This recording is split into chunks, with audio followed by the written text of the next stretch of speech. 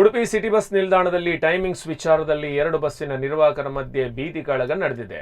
ಈ ಒಂದು ಬೀದಿ ಕಾಳವನ್ನ ಯಾರೋ ವಿಡಿಯೋ ಮಾಡಿದ್ದಾರೆ. ಇದು ಸಖತ್ ವೈರಲ್ ಆಗಿದೆ.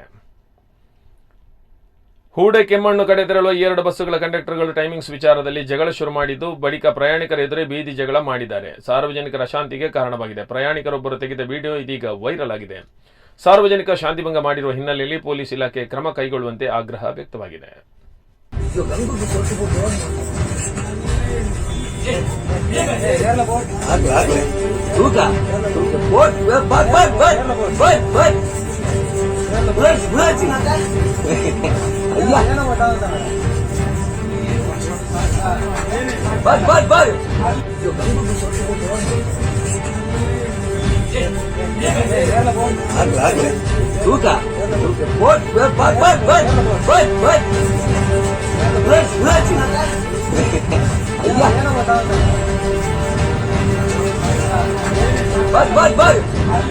Bye.